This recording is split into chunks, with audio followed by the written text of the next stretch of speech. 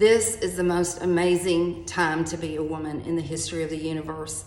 I realize there are pockets of the world where women are still very oppressed, but I want to talk to you. If you are watching this on a smartphone or a laptop, you obviously have enough discretionary income to have internet and have a smartphone, so I'm talking to you.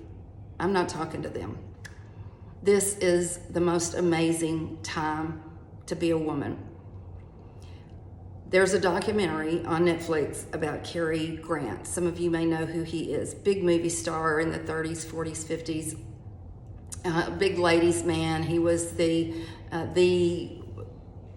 one man that seemed to have everything. He had comedic timing, and he was very debonair, had lots of really great manners, and he has a very interesting story. He was born in England, around Surrey, England. 1910, 1920 was about when he grew up. His dad was a tailor, his mom was a seamstress, but they both wanted Archie, little Archie, his name was Archibald Cox. They wanted little Archie to have the finer things in life and to be prepared, so they were very insistent on his manners and the way that he dressed. Well, when he was about 8 or 10 years old, his mom kind of disappeared. His dad told him she's gone on holiday. A little bit of time goes by. Archie goes to live with his grandmother. His dad had a new wife and a new family, and so Archie grows up sort of on his own. Then he's told that his mother died. He decides to get into entertainment, and he becomes an acrobat. So this acrobatic company that he was part of was so successful that they decided to go to Broadway in New York. There he's discovered for all of the talents that he had, his good looks, and he just was the full picture. And goes to Hollywood, then of course becomes this huge leading man, very famous movie star. When he's 30 years old, Archie / Cary finds out that his mother has been in an insane asylum all of this time. She's still alive. Can you imagine?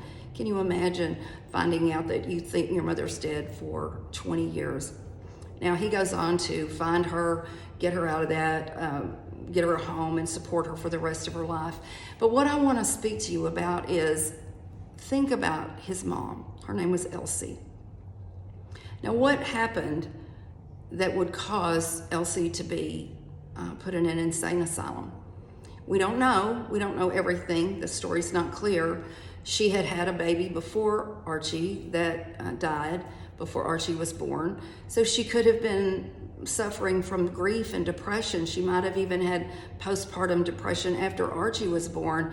She may have had not a whole lot of support and happiness at home. There's just no telling what would have caused her to have these symptoms or these expressions of mental health, we would call that now. But for whatever reason, her husband had the authority and the power to put her away. And since there's no records, we really don't know why. It could have been she burnt the meatloaf one too many times. She gained too much weight. She didn't keep the house clean. She was frigid. Oh my gosh. I'm telling you, that was common even just 50 to 100 years ago. Women could be put away for no more than that. Now I want you to imagine this scenario with me.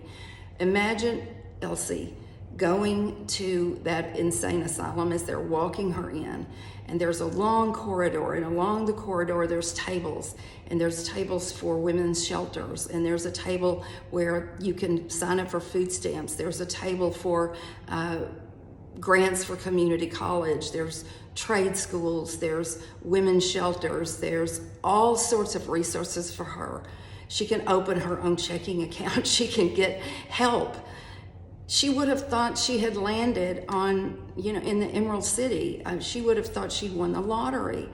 She wouldn't have even been able to imagine the world full of new possibilities for her and her child. Don't focus on the oppression. If you're called to fight that battle, then you go fight it with everything in you and make a difference. Do something. But you don't have to sit around and talk about it and make it for you and other women to not realize what possibilities are limitless before you. I'll be 69 next month. I'm looking forward to an amazing rest of my life. I went back to work full time at 50 after divorce. I'd been a stay-at-home mom for 25 years. My mom always said I was a stay-at-home mom that didn't stay at home. I was very active in our community, in our church. I founded a crisis pregnancy center. I was very involved in PTO. You know what I found? I found that those were leadership qualities that transferred very well into a resume. We had a small public relations firm that was very, very active in the niche that we served, and I started working part-time there. That led to a career in advertising sales in Dallas, Texas. I got a job at the radio station that I listened to every day for 25 years.